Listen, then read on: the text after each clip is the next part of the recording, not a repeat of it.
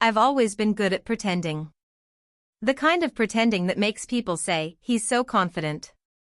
He doesn't care what anyone thinks. He's solid. But that's the funny part. The people who look the strongest are often the ones carrying the heaviest secret. For me, it started small. Not with clothes, not with makeup, not with any dramatic moment like movies show. It started with a feeling. A strange quiet curiosity whenever I saw outfits I was not supposed to want. And every time that curiosity appeared, I treated it like a crime. I punished myself for it.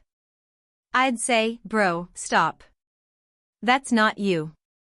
I'd laugh it off, I'd distract myself. But feelings don't disappear just because you don't speak about them. They wait. And they grow. Years passed. I became an expert at being what people expected. I learned the rules: walk like this. Talk like that. Don't be soft.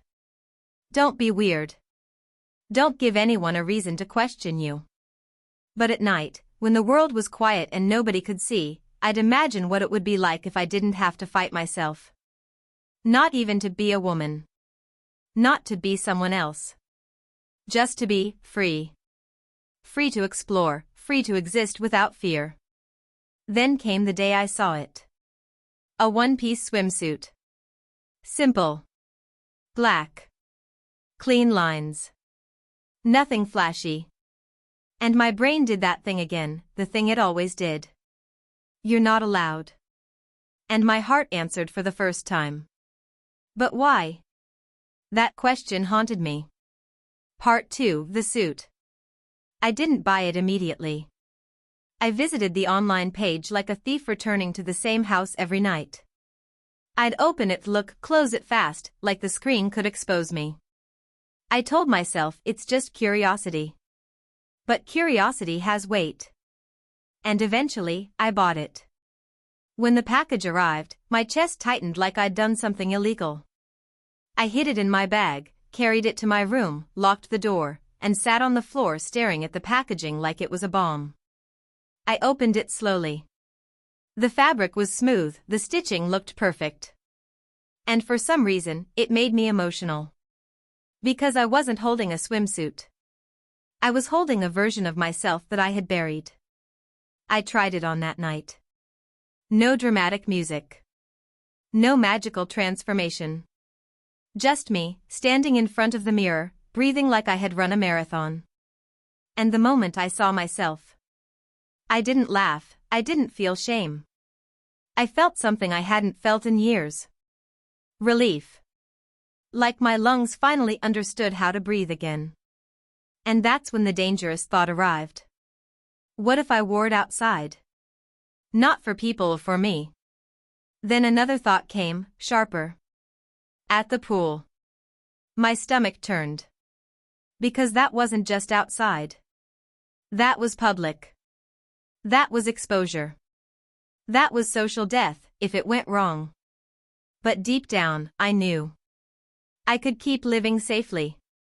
Or I could finally live honestly. Part 3, the decision.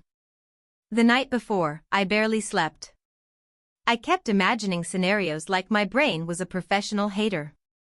Someone laughing, someone recording, someone pointing, someone shouting. I kept rehearsing how I'd respond.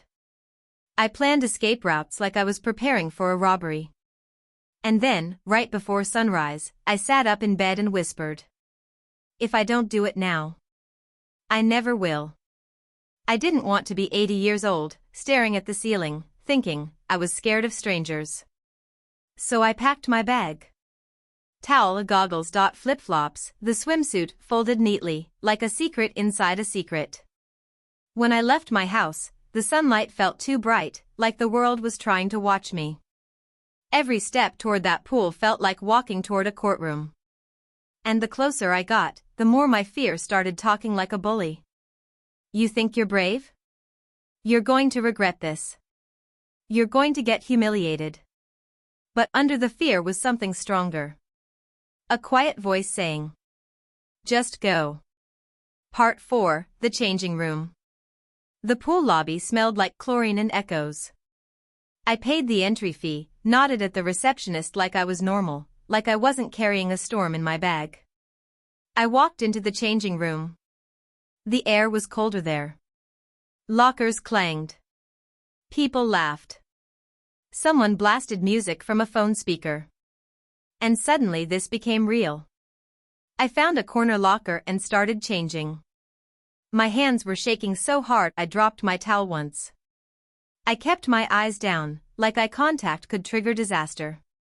When I finally pulled the one piece out of my bag, my throat tightened. My brain screamed, "Stop. Stop. Stop." But my hands didn't stop. I changed. And when it was on, I stood still for a second, staring at the locker door like it was the last wall between my old life and my new one. I swallowed, grabbed my towel, and walked toward the exit. Each step felt louder than it actually was. Like the floor was announcing me. Then I reached the door. I paused with my hand on the handle. And I whispered to myself, "Even if they laugh, I'll still be alive." Then I opened the door. Part 5, First Contact. The pool area exploded into sound and light. Kids splashing, water shimmering, whistles, footsteps, life. For 1 second, my brain did something beautiful. It forgot I was scared. Because the pool looked peaceful. Then I remembered. I could feel people seeing me. Not everyone. Not all at once. But enough. I walked forward like I was balancing a glass of water on my head. I kept the towel around my shoulders like a shield. And then it happened. A group of teenagers near the shallow end stared. One of them whispered something. Another one smirked. My stomach dropped. Here we go. I felt heat rise into my face. I wanted to turn around. But then something unexpected happened. A little kid ran past me toward the water, laughing, completely uninterested in me. A lifeguard glanced at me, then looked away like it was no big deal. A woman adjusting her swim cap looked at me for half a second, then returned to her own world. And that's when I realized something. Most people are not thinking about you as much as you think they are. The teenagers? Sure. But they were teenagers. Their hobby is reacting. Still, their stare hurt. I walked toward the edge of the pool. And for a moment I just stood there, looking at the water. My heart hammered like a drumline. Then I did the simplest thing that felt impossible. I sat down. And I put my feet in. The water was cold. And that cold snapped me back into my body. The fear didn't disappear. But it got quieter. Part 6, the moment I almost quit. I was about to slide in when I heard it. A laugh. Not a friendly laugh. That kind of laugh that tries to cut you down without even using words. I looked over. The same teenagers. One of them lifted his phone slightly. My chest tightened. I stood up. I almost walked away right then. Because I'm going to be honest, I didn't feel brave, I felt exposed. I felt like an easy target. And my brain started bargaining. You tried. That's enough. You can leave now and still call it a win. Nobody will know. But then I remembered all those nights. All those years. All those moments I folded parts of myself away just to survive people's expectations. And I realized. If I walk away now, I'll teach my fear that it's the boss. So I did something I didn't expect. I turned toward them. Not aggressively. Not dramatically. Just directly. I looked at them calmly, like I wasn't asking permission. And I said, loud enough to be heard. Please don't record me. The boy with the phone froze. His friends got awkward. Because bullies love silence, but they hate being confronted politely. He shrugged and lowered it. Maybe he was going to record anyway. I don't know. But in that moment, I reclaimed something. My voice. Then I turned back to the pool. And I slid into the water. The water wrapped around me like a reset button. In the pool, nobody cares what brand your outfit is, the water doesn't care what gender people assigned you, it doesn't care what your fear says. The water holds you the same way it holds everyone. I started swimming slowly. Stroke by stroke, I felt tension leaving my shoulders.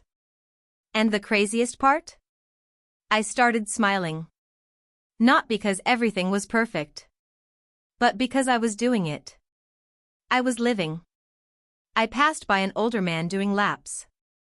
He didn't even glance at me. A woman floated on her back, eyes closed, peaceful. Two kids argued about a diving trick. And then I heard a voice from the edge of the pool. A lifeguard, young guy, maybe early 20s, called out. "Hey. Just a reminder, no phones on the pool deck." My heart jumped. Was that because of me? I looked. He was staring at the teenagers. They stuffed the phone away and complained. And I just kept swimming. Something warm rose in my chest. Support doesn't always come as applause. Sometimes it comes as rules being enforced equally. After a while, I climbed out and sat on a bench, towel over my shoulders. My body felt lighter. My mind felt quieter. Then a woman, maybe in her late 30s, sat a few feet away. She glanced at me briefly, then smiled, small and genuine. I braced myself. She didn't laugh. She said softly, "I love your confidence." I blinked. I didn't know what to say. I almost said, "I'm not confident." But instead I said, "Thank you. I'm trying." She nodded like she understood more than I had said. Then she stood up and walked away. And I sat there frozen. Because that simple sentence, that small kindness, did something powerful. It proved my fear wrong. It proved that the world isn't made of only cruelty. It's made of people. And people are complicated. Some will stare, some will judge, some will support, some won't notice. But your life can't be controlled by the worst possibility. Eventually, it was time to leave. And here's what shocked me. Walking out was easier than walking in. Because the fear had already done its worst, and I survived it. In the changing room, I changed back into my usual clothes. And when I looked at myself in the mirror afterward, I didn't feel like I was returning to normal. I felt like I was carrying a secret victory under my skin. I walked out of the pool building into the daylight. And for the first time in a long time, the world felt bigger. Not scarier. Bigger. Full of possibilities. I realized something. The one-piece swimsuit wasn't the point. The point was permission. Permission to be curious, permission to be honest, permission to exist without begging for approval. I'm telling you this because someone watching this is exactly where I used to be. You're hiding something harmless, something that hurts nobody, something that just makes you feel like you. And you're terrified that being seen will destroy you. Maybe for you it's clothes, maybe it's style, maybe it's identity, maybe it's softness, maybe it's a dream that people call weird. Whatever it is. I'm not here to tell you it'll be easy. I'm here to tell you something honest. You can be scared and still move forward. Bravery isn't the absence of fear. Bravery is choosing yourself anyway. And if you're in a place where it's not safe to express yourself publicly, then don't. Protect yourself. But don't confuse not safe right now with never. Start small. One honest step. One private moment of truth. Because the version of you that you keep hiding deserves air. So here's my question to you.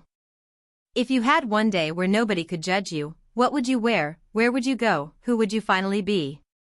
Tell me in the comments, no jokes, no hate, real answers.